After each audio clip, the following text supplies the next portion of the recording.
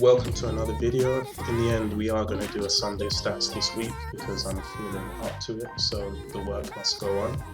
So this week, rather than look at generic stuff, we're going to look at my data, my actual data, and see if we can discern something and make some progress and move forwards this week. So what I'm going to look at, the hypothesis is this: no adding, no one contract in, one contract out.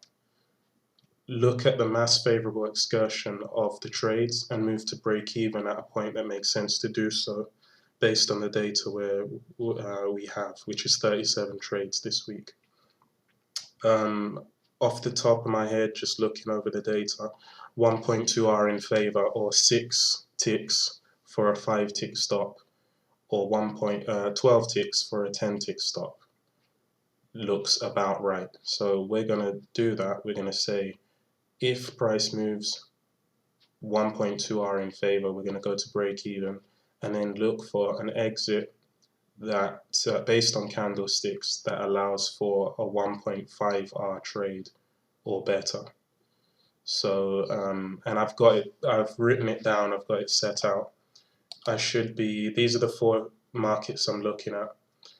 YM and 6C are the lowest of the bunch in terms of reward to risk, so I should be willing to accept anywhere from 1.2, 1.3 to 2R maximum. So I shouldn't be looking for more than a 2R trade really in 6C and YM. And in 6B, somewhere around late 1s to early 2s or 3s tops in terms of reward to risk. And then 6J is the one that I can allow for a bit bigger of a target, so anywhere from late 1s to 3s and 3+. So 6C and YM, 1 to 2R. 6B, just a little less than 2 to a little more than 2. And in 6J, anywhere from a little less than 2 to 3+. So with those stats, those figures in mind, and the 1.2 are in favor, let's go through the 37 trades this week. I'll spare you the details of the calculations, so either I'll pause the video and get back to you with the results, or I will leave the recording on and then accelerate me going through all the manual work of seeing which ones when and the calculations and so on and so forth. So I'm going to use this WordPad document to keep a track of how things would have gone based on moving to break even at 1.2R and taking exits, taking targets based on what we just discussed. So 6C and YM, taking those between 1 and 2R. 6B, late 1 to early 2s, and then 6J, late 1s to early 3s. So I'll see you when I've done all that work.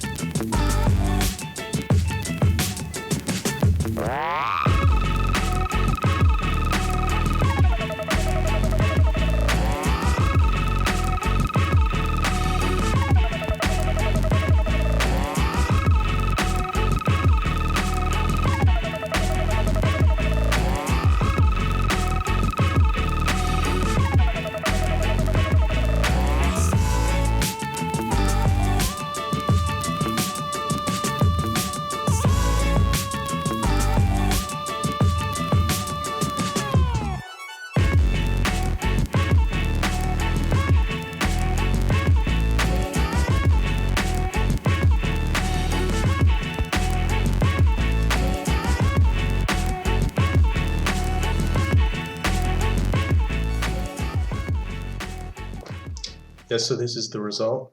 Minus 363.47. I've deliberately left out the outlier of a $400 trade in the YM at the end of the week, because I just that doesn't, you know, that doesn't happen all the time. So I've left out that $400 trade, which would have turned the week slightly positive if I included that as well. But in any case, we're looking at just one contract in, one contract out according to those rules, and we would have ended up with minus $363.47. Bearing in mind that these first 4 days were trading the new experimental method that I mentioned in another recent video, and in this one here, the Friday the 17th of Feb, which I've made bold, is my method. So that's what would have happened with the entries that I took. I've also added one entry here that, you know, I would have got stopped out and got back in again. But aside from that, I've missed out all the missed entries that would have booked more gains. So it's only 1 day in any case. So that's what would have happened on Friday with my method, and the total is here. Now, when you compare that with what happened to me,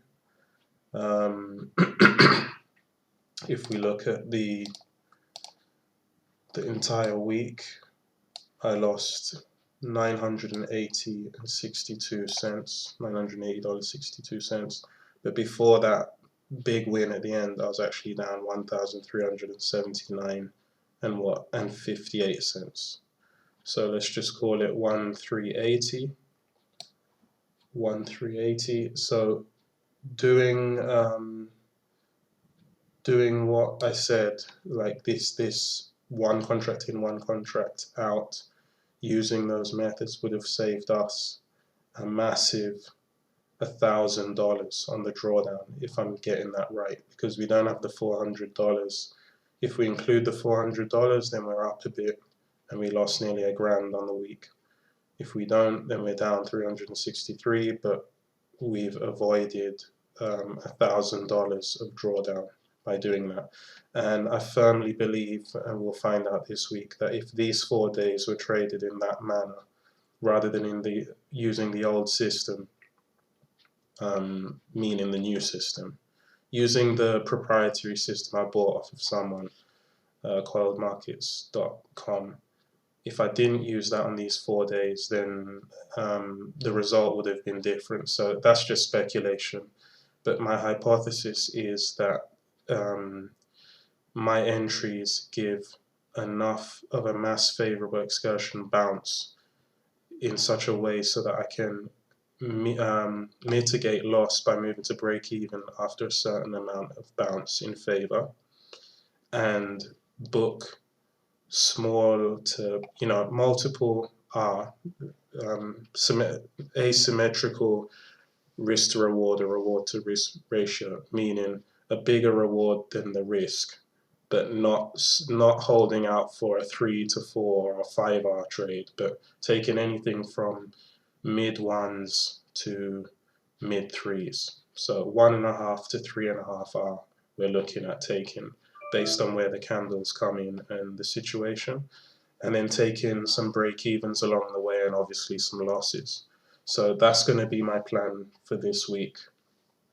Break even after 1.2 are in favor, and then take the profits according to the scaling system, the order of mass favorable excursion that I mentioned earlier on. That is 6C and 6B, looking up here again, 6C and, sorry, YM, the smallest of the bunch, so anywhere from like an R1/2, even a little less than an R1/2 to 2R. 6B, late 1R to early 2s, and then 6J, late 1s to early 3s. So that's all I've got for you today in Sunday Stats. Like this video if you got something out of this, and I will be back tomorrow putting this into action, and we'll see what day 21 of this Top Step Trader Combine holds. So until then, take care and bye for now.